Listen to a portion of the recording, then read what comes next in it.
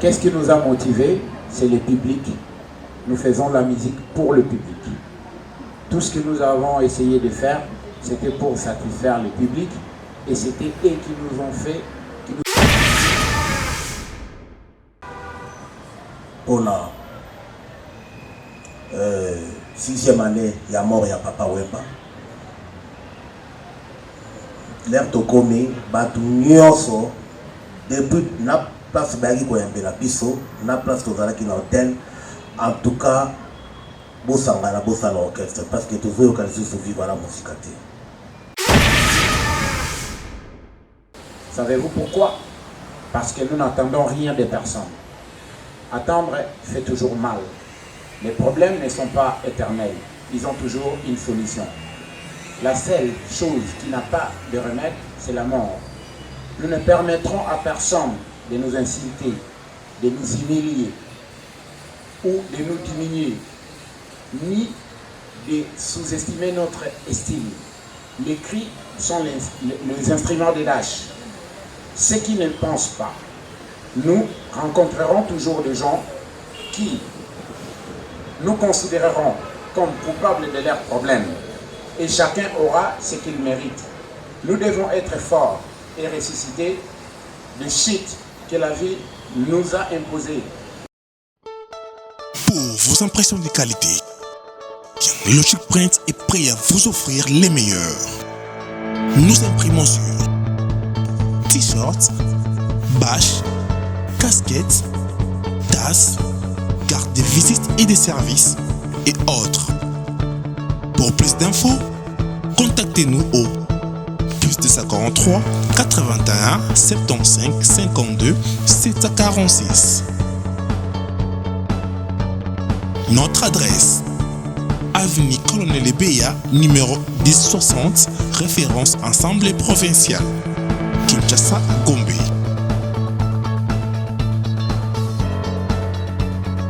Logic Print, logiquement imprimé.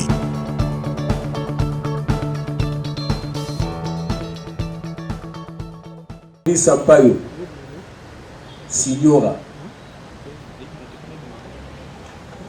On avait aussi surnommé Simon Kimbaou. Tous chanteurs au sein de Vive à la musique. Ils ont évolué aux côtés de Papa Wemba. Ils ont fait la pluie et le beau temps. Je ne dirai pas plus. Des questions viendront de vous. Aujourd'hui, après plusieurs années de séparation, et après la mort de Papa Wemba, ils ont estimé bon de se regrouper afin d'évoluer ensemble. Donc, vous, en tant que chroniqueur de musique, vous avez des questions à poser. Puisqu'ils ont des objectifs à atteindre, des motifs qui les ont poussés à se regrouper, ils sont obligés de nous le dire afin que nous puissions informer l'opinion publique, tant nationale qu'internationale.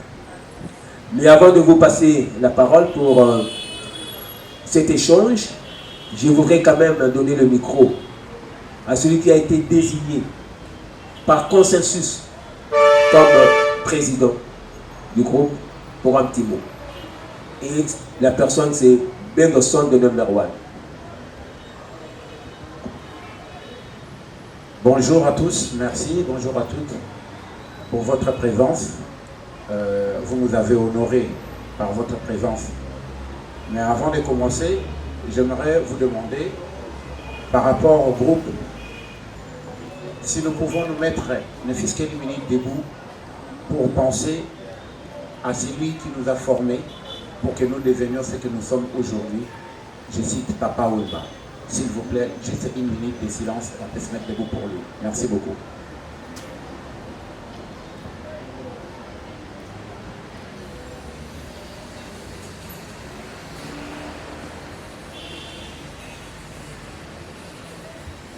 Merci. On va bien nous asseoir. Comme les questions viendront de vous et puis les réponses de nous, j'avais quand même préparé un petit mot des circonstances, d'où je dis, nous nous sentons toujours errés. Savez-vous pourquoi? parce que nous n'attendons rien des personnes. Attendre fait toujours mal. Les problèmes ne sont pas éternels. Ils ont toujours une solution.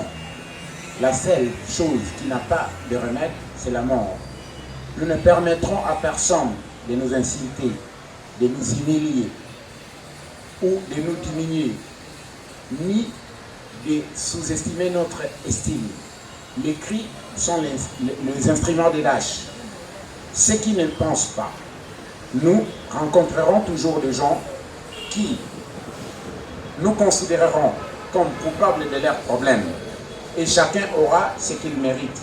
Nous devons être forts et ressusciter les chutes que la vie nous a imposées pour nous rappeler qu'après les sombres tunnels pleins de solitude, de très bonnes choses viendront. Avant de discuter, respirons. Avant de parler, écoutons. Avant de critiquer, examinons-nous. Avant de faire mal, regardons.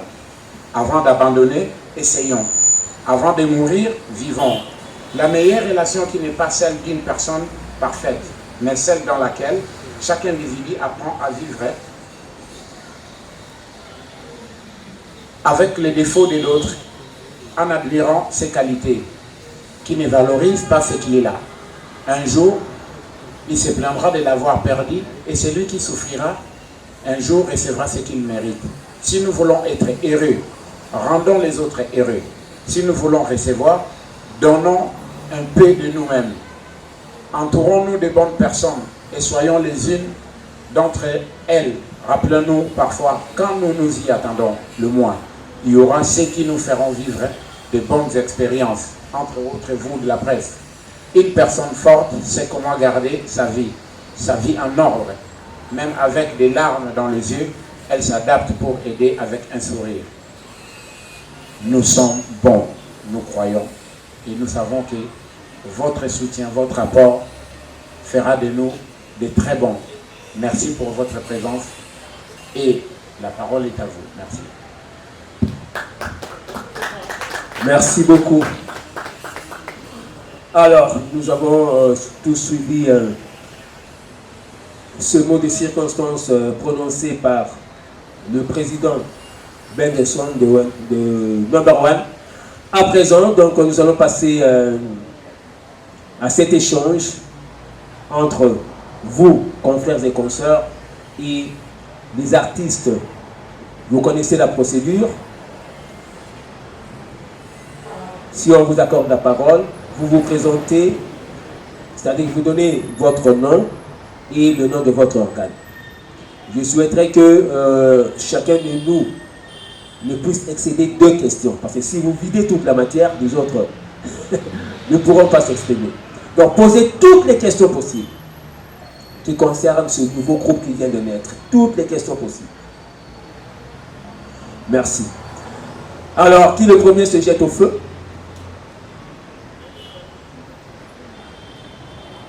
Oui, bon, bon. Le micro est là.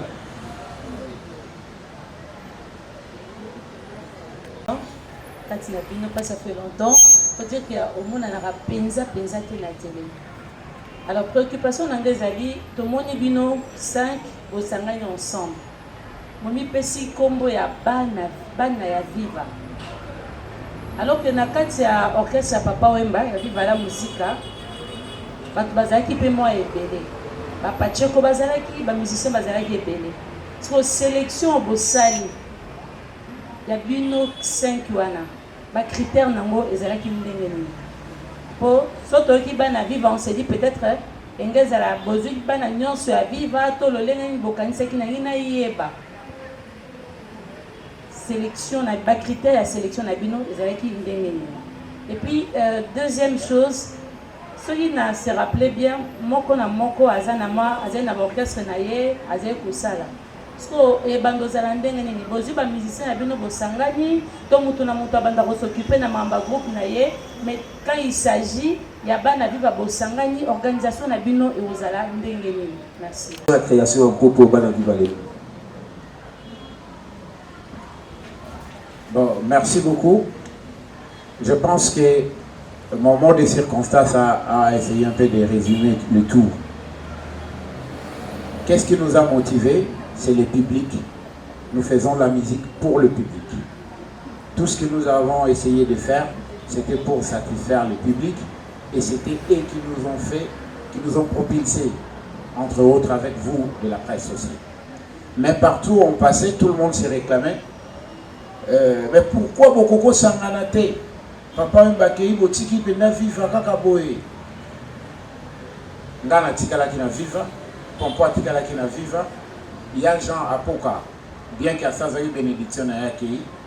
Mais après, tu as eu comme on a que patrimoine, maman, et autres, il y a des gens qui suite, il y a la mésentente, il y a la incompréhension.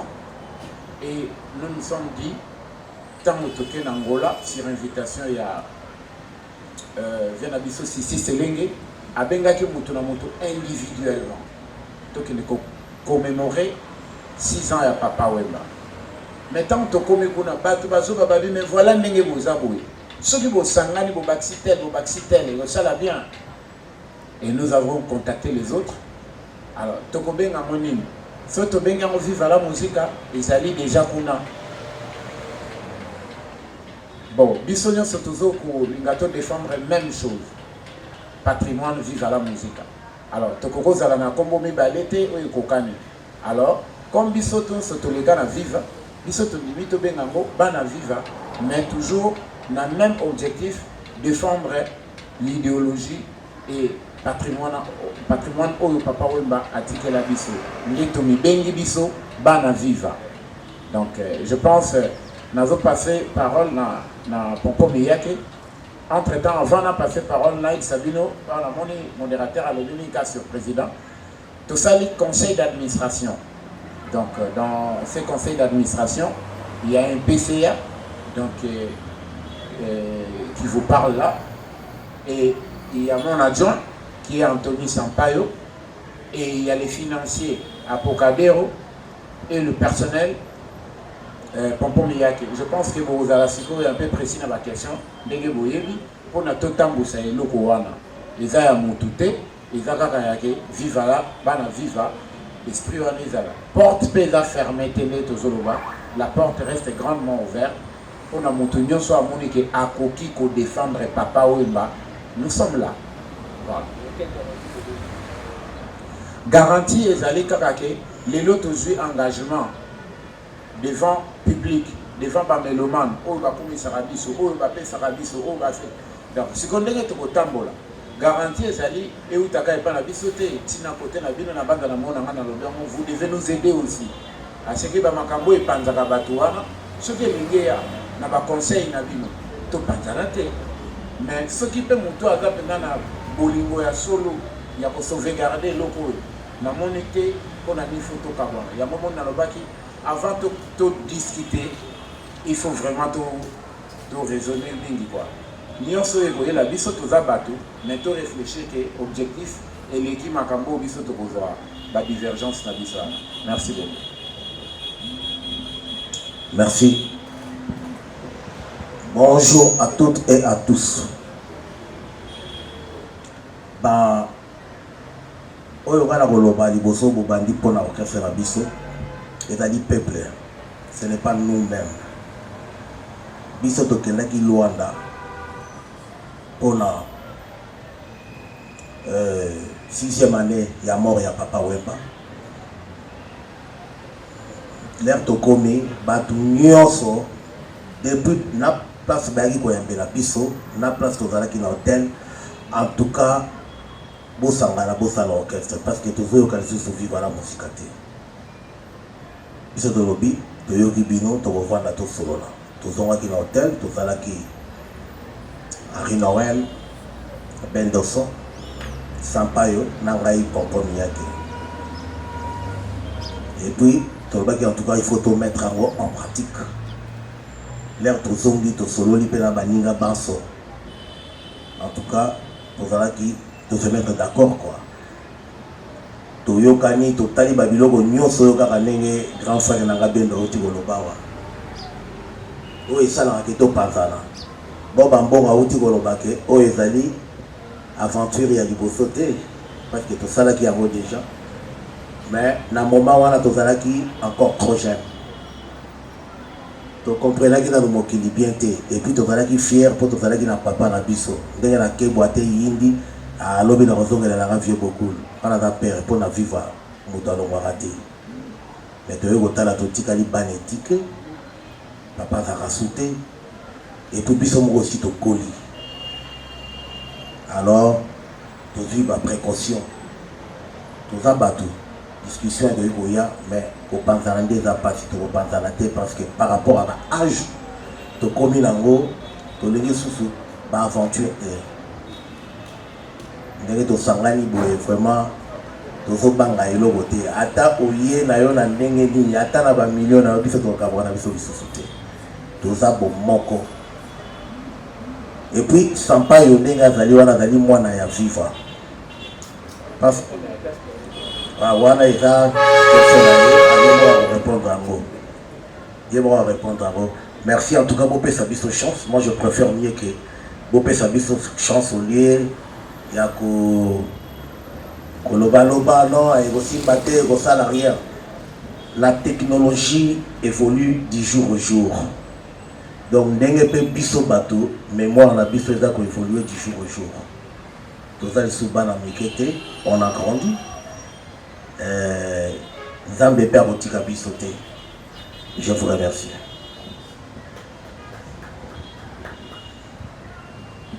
Bon, nous passons aux questions de Pénapitre Gisèle Fouilly.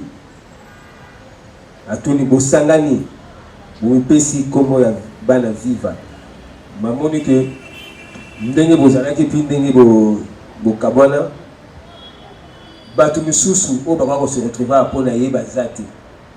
Alors, quels sont les critères qui ont prévalu pour se retrouver gaga bino 5 ni vous allez out. Alors, deuxième question, organisation de la ndengeni.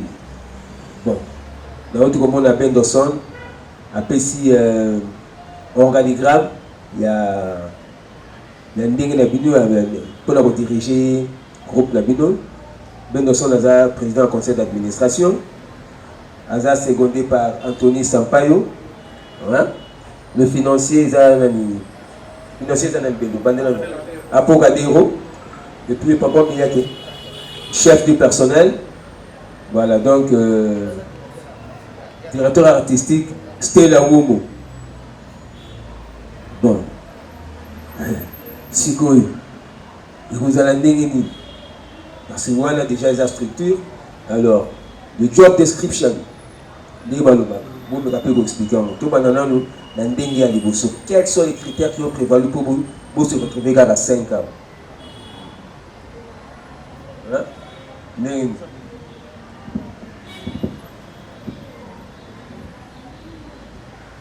Merci, bonjour à toutes et à tous. Bana Viva structure na biso est composée na ndenge PCA expliqué biso. Mais pour dire des critères,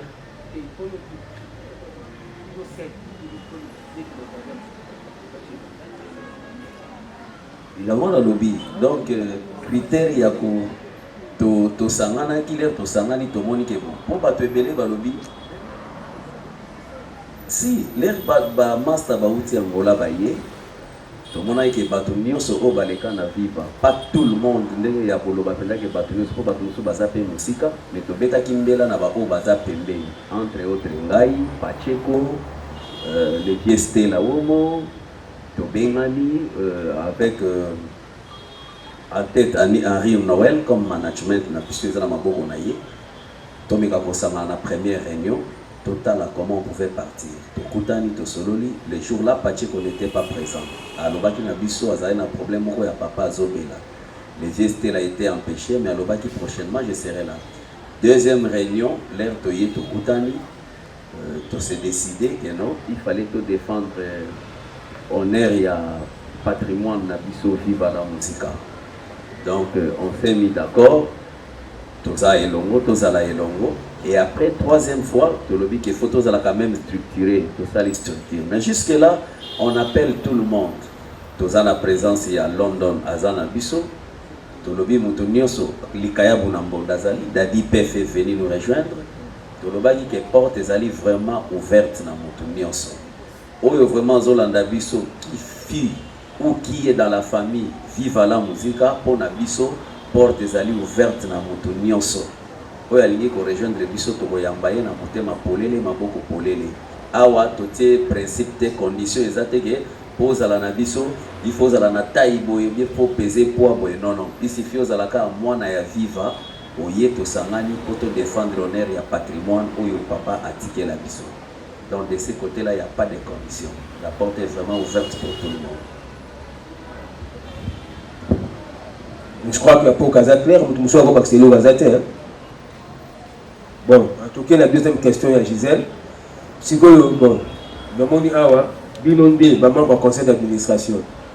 Dans un premier temps, pour compléter la question à Nania Penapitra, c'est par consensus, il n'y a pas eu d'élection. Alors, si vous suivez les Alandingini, depuis poste, il y a PCA, il y a le système de rotation, ou bien éviter l'élection avec des personnes qui expriment leur ambition, tout à rediriger bien d'Ingini. Vous expliquez non? Exactement, donc on commence comme ça, par consensus, mais avec un mandat de 6 mois. Et après, chacun peut postuler, dans poste où il y a Monique qui est capable de postuler, et puis il y aura élection. Donc ceux qui sont là au pouvoir, c'est à eux de mieux faire pour que ceux qui 6 mois et coquille, l'élection est y. Tout le monde a non, tout reconduire y, ou soit tout longola y, la place voilà, parce que viva et là, bana viva oyo, et là na kolo nangote, biso so ba kolo nango. Alors, Monto avait la capacité, la compétence pour apporter quelque chose de mieux. Azali toujours éligible dans n'importe quel poste. Voilà. Correcteur News TV, Awande correction, Yaba News tout. Donc, Awande, on assure quoi. Suivez Correcteur News TV pour avoir toutes les informations crédibles et fiables. Correcteur News avec Yemoko Rachou. Rachou, la caramel, check.